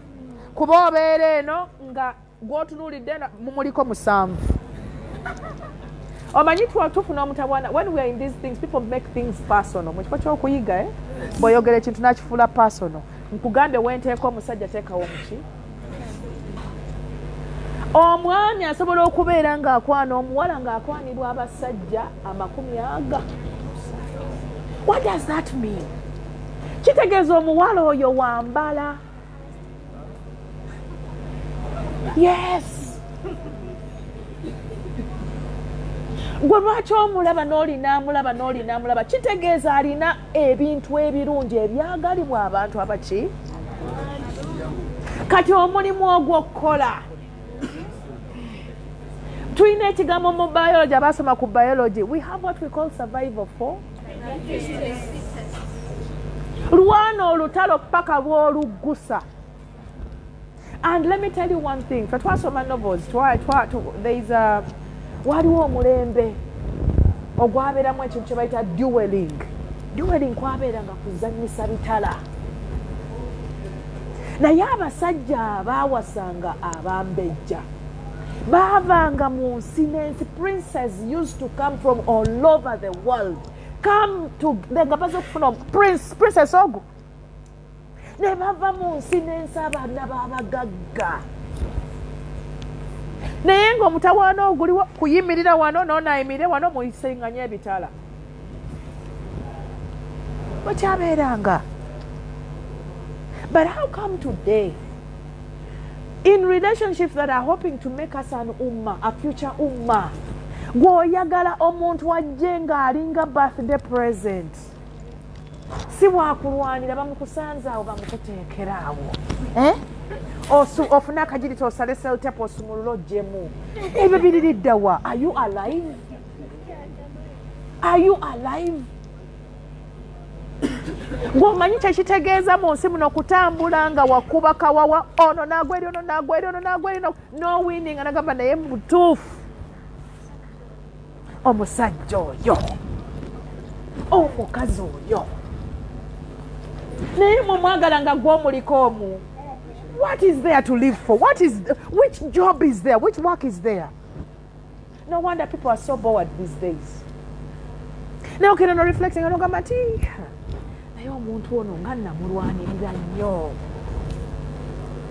Ate nga abakyala mumanyi ekitala kyaffe.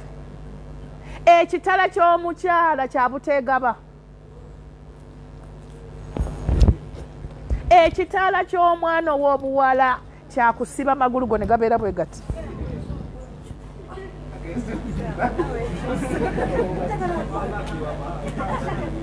Gwe bwone buli lw'oneegaba nga bonna nga buli gw'onoogenda, buli gw'onoogabira ng'agenda, buli gw'onoogabira ng'akola ki? Naye buli gw'omma agenda kusigalawo paka yaumul kiyama. We have men. Bino ebintu byenjogera when we are saying these things. We have men who are waiting for us to get out of our marriages. Kama naye Haji n'amala akuzannyisaamu awo n'amala abizannyiramu awo.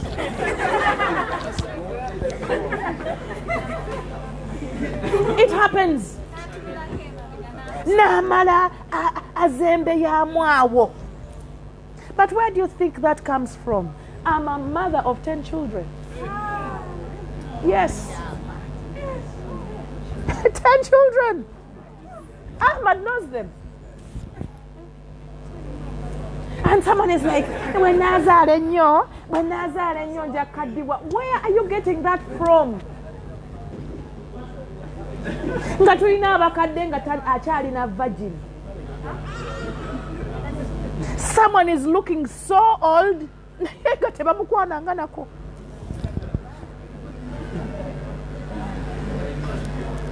Wanji? Bano tebali waabo twoge tuli present, we are alive. Abayibikiride sibala wawa. So what we are talking about today, the quality of your relationships. Engeri gy'okolaganamu ne banno musajja basajja bano bakyala bano egenda kuyamba nnyo mu bulamu buno. Your ability to relate with people. Because when we talk about relationships, people think it's about the boy and girl relationship. But if you are unable to relate with just simply that askari there at the gate, you're going to be a bad wife. Because you're going to mistreat your maid. If you cannot say salam to the askari there, askari olyotia. Tosobola kukozesa mukozi bulungi. Because somehow you think that kind of people,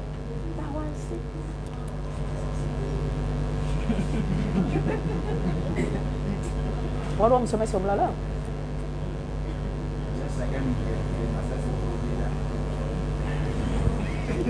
ebitemuze byegendereza oyinza okwegeerawo ng'eriryo likulinze waliwo okwogera abantu banyiiga kati yogera ebintu byo onyumirwa bintu byo ayogera atya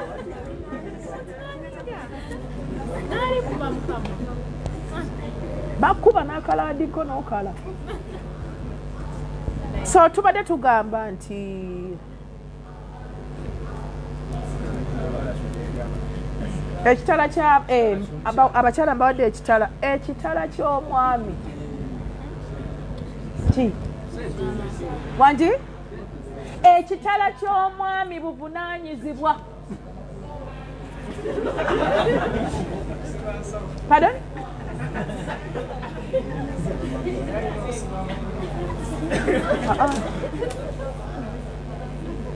Tuli wano tuli mu kusoma tuli mu kwejjukanya ddiini yaffe. I think we are not in comedy. Buli lw'onoomanya nti arrijal kawamuuna ala nisa, kigambo ekyo kizito. Abaami singa baali bamanyi buli omu yandifungiza nga lekito ogibeeramu matiitiri odduka oddeyo kaduukaako, kubanga mulowooza abakazi balya nnyo naye nga ffe we are just a quarter of your responsibilities. Your wife is a quarter of your responsibilities as a man. You are supposed to take care of your wife, you're supposed to take care of your mother, you're supposed to take care of your daughter as well as your sister. Naye lwaki mututeekako olukongoolo? Byonna bibalemeredde mugamba ffe tuli ennyo, naye ng'ate bannyoko be bayinza okuba nga tebasinga n'okunyonyola. Naye obuvunaanyizibwa bw'omwami okutambuza ummeeno bunene nnyo, temwetaaga na kuseka. Kyova nti olwayo bwe ndaba abavubuka olwayo muyine n'oseka n'okusinga abakazi. One of the things that is not sexy at all is a man whose teeth are always outside. Omusajja asekereza ennyo tanyuma. Omusajja alina okubeerako si kukambuwala, but there is that aura of toughness. We are looking for tough.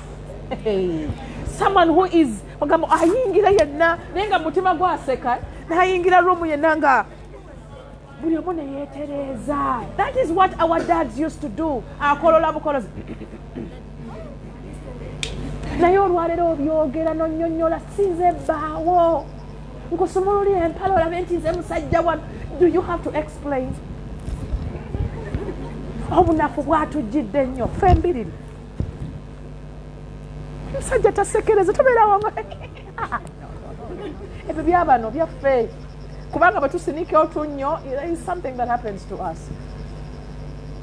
Yo onookola ddi ng'oli mu nseko? Okukola kulimu okuseka. Waliwo omusajja wa boda gw'osanga ng'aseka ng'agivuga aseka. Okukola tekulimu kuseka, ate ssente bakola nkole. Ekitala ky'omwami buvunaanyizibwa, ekigenda okusobozesa obuvunaanyizibwa bwo ani? Omusajja omwavu taba na buvunaanyizibwa. Amagezi abaana gosobola muvuma kutu naye tosobola. And I wish men would stand up and team up and fight that bad thing of poverty. Ogenda kunyuma otya nga toyina ne bwe munaayambala amasuuti ne musiba amataayi ne mwambala ekkanzu nga temulina ssente. You are Atulaba ne bwe tonna bakuwasa ng'olina wano fruit olina engeri gy'ota omusajja alina ssente omulengerera eri nga tagenda nazikuwa togenda naziryako ye yennyini aba awulira bulungi. Nze njagala ombuulire nti obwojo this is life era nkakasa mu bannammwe kyapanzepanze Allah nakiramu baraka nga sente kikola ki kizirina tekisobola okuba nga n'omukazi tekikola ki tekirina naye nga kibakubaganya kirina engeri gye kiyingirawo nekikyankalanya. So in life money is very important. And these relationships we are talking about, money is important.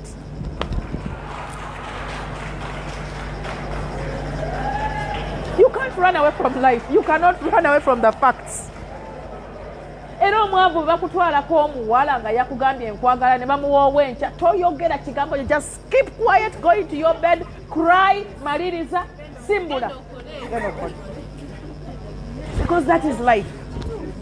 Gwe kennyini nnyini oyina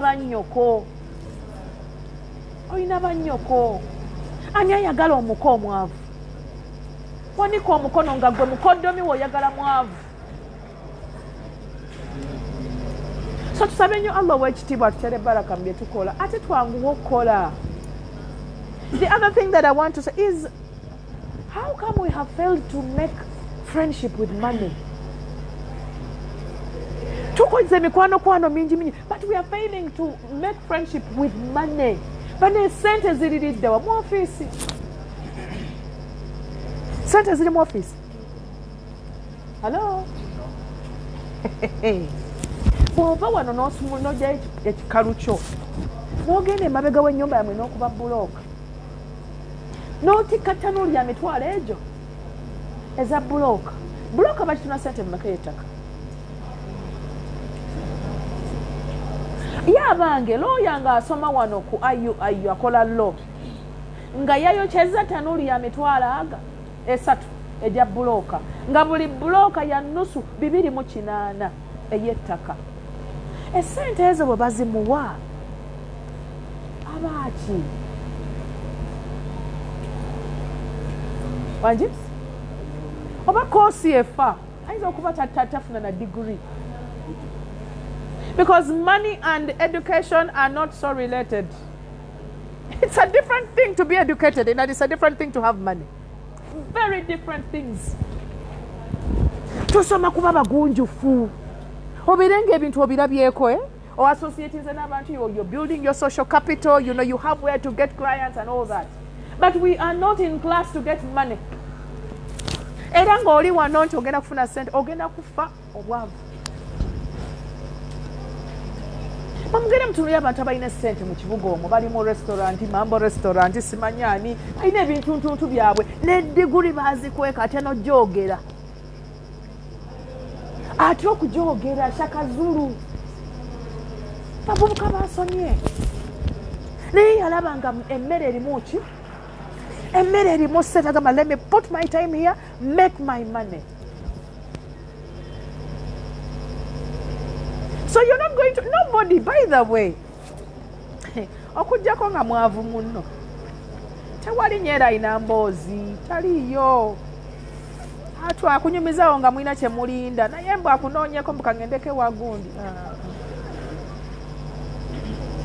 So it's as we struggle to keep the above together nga bwe tuze nga twogera, we may then be in a position to venture into romantic relationships. Until when you're able to make those other relationships, your relationship with your parents, your siblings, your relatives, your friends, is when you will be able to be a stable person in a romantic relationship. Omuntu nga tateredde na bakadde be tasobola kutereera naawe. Tubalina nze Haji. By the way, these are things that you need to look out for. You're with somebody, mwina wamutudde, tata we nakuba esimu, you see on the phone, tata akuba, nagano kwata esimu. That is someone you should just get out and don't come back. Tata akuba esimu and you're more important. Hey, for how long can you be more important than someone's father? That is being momento. Nti kendi naye wano banebwe sibi mugambe bwena akwata essimu eno alaba akadakiika kano bwekaggwako togenda kudda. Mama akuba essimu, senga akuba essimu, someone is on olaba boti ku scream nti auntie. Someone is not getting a few minutes to call to pick their relative. Bwogenda kuba wa bbeeyi okusinga relative w'omuntu. Na? Abakyala balina struggles ezibatawaanya, oyagala kusinga maama wa bbaawe ebbeeyi. Ekyo ofa nakyo okyagaza ki? Nze ku maama wo nange olina okulondako.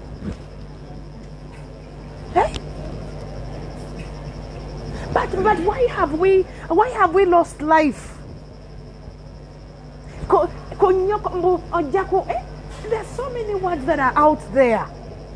Inze tonkuba nyoko, simanya to, mommy is a boy. Someone says, I'm in love with, oyagala abeere boy wani. Ngogenda kere kyozala abaana b'obulenzi. Whose boys are they going to be?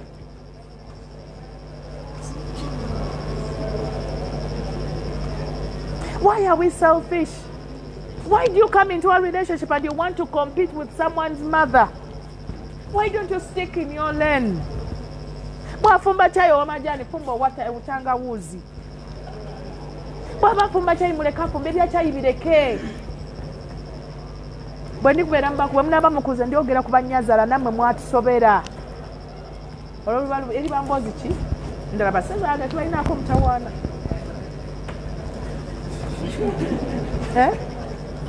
Baseza tukola ki?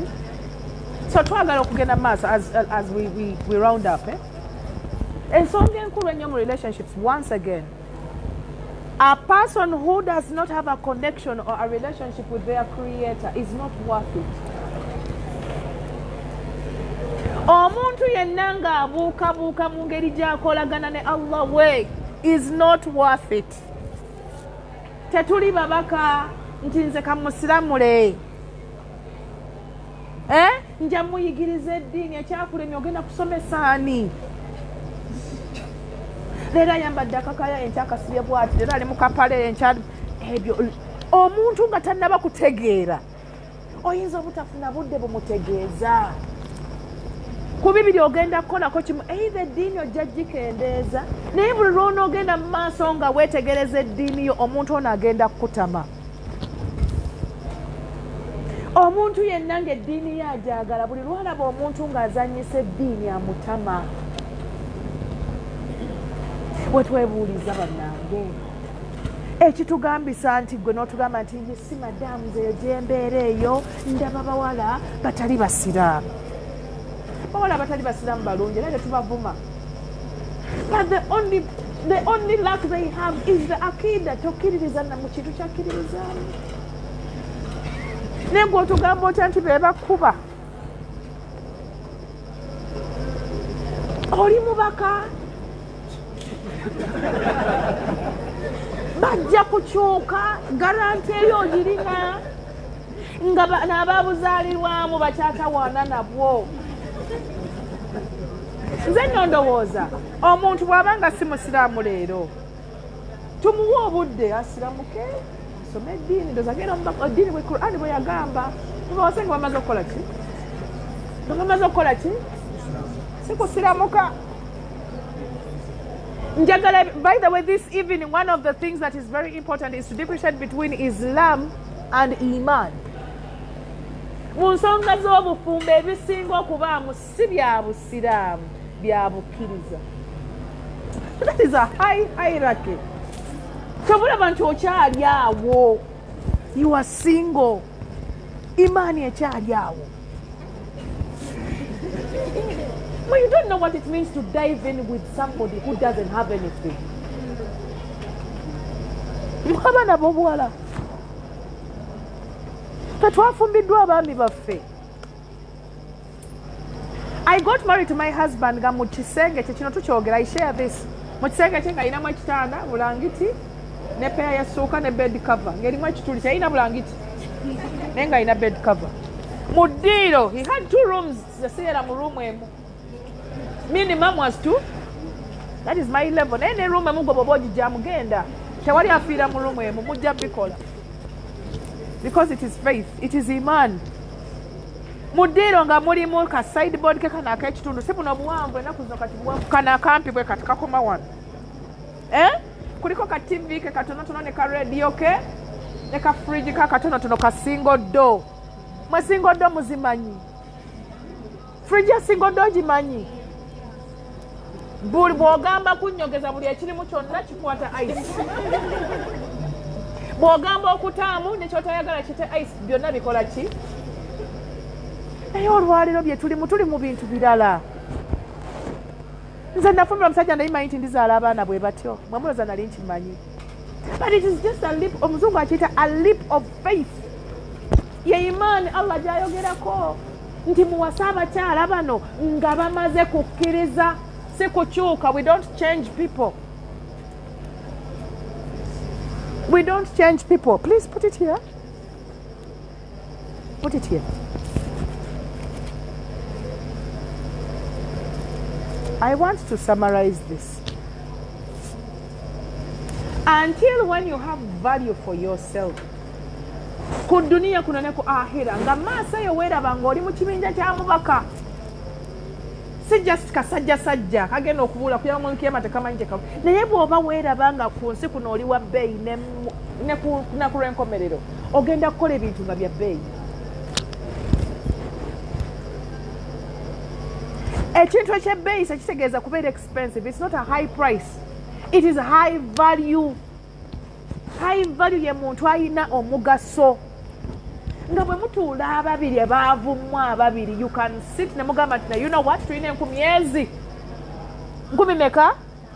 Tugende kulyako ennusu 2,000, ebbiri ozizeeyo mu kibuga, 1,000 lumpe ndusule wano mu kabokisi.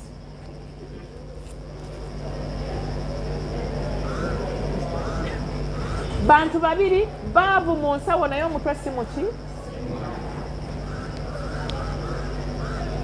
Abakazi abaagala ebintu balungi kubanga bakupushinga okola ki? Omukazi naye ogenda n'okola ki? Abakazi abataagala kukola baakukuumira mu bwavu. Anti buloddeyo mukena amala, ennyaanya zimala, supu amazzi agalimu omunnyo gakola ki? Kati ne bw'olaba ennyama togyegomba. Ate oba n'amazzi agalimu omunnyo gakola. So kitegeeza nti umma ejja kutambulirawo ku standard nga za wansi. Kubanga tetwestretchinga. When you want things, write them down as your dreams, as your goals. Start working for them. Don't make demands on people. Don't put pressure on people. Zeto nagula motoka, bano bonna bavuga motoka. Enze byo omuntu anafiira mu bupangisa. Gwe okoze otya? Plan ki gy'olina otuyamba ki? Mwamumanyi tekitegeeza okusula n'osu 10 buli lunaku okumala emyaka 10. Ziba ssente mmeka? Ye obufumbo bw'olimu oyagala bumala mu bbanga ki? Wangi?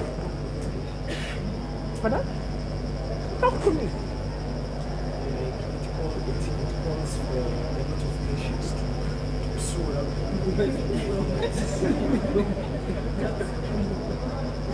Omuntu anakuuma omuntu mu bulamu bwe bw'aba talina bugumiikiriza siiba.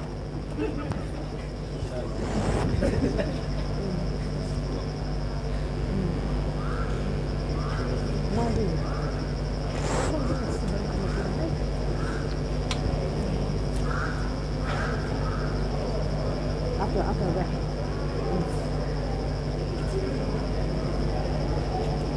Bangambye until another time. Saba mubuuzeyo ku kibuuzo kwajjiza okwogera ebingi ne sitakona ku nsonga yo. Just in 2 minutes. A question. Yes. Wa alaikum salam.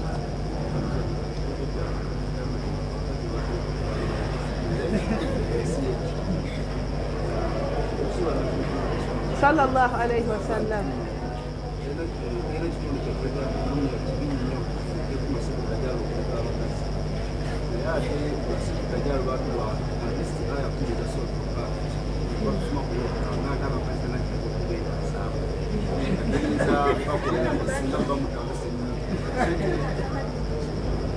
Mu bulamu buno, we have two people.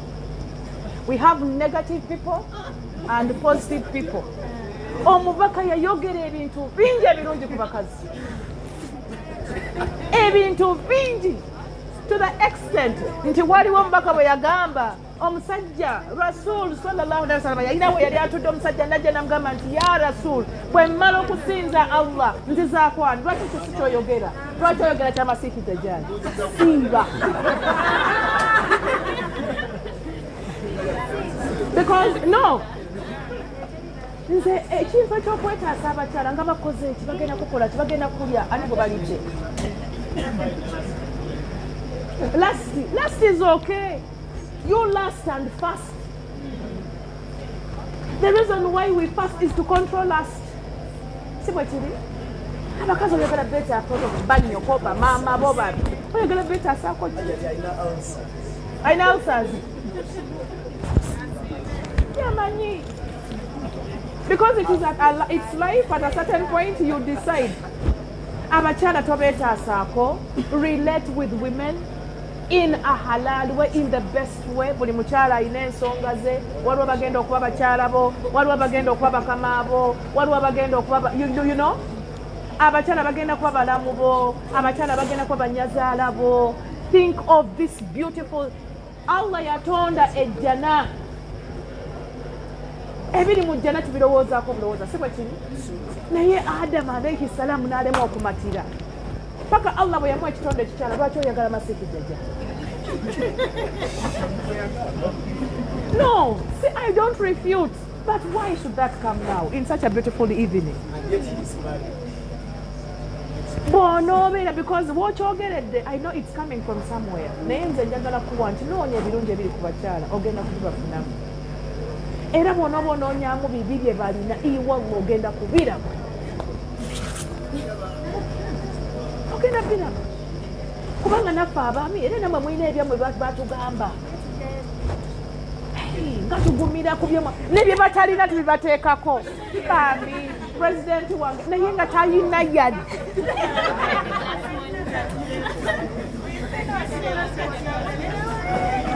okay so in anything tunoonyeemu kirungi mu buli kimu tunoonyeemu ki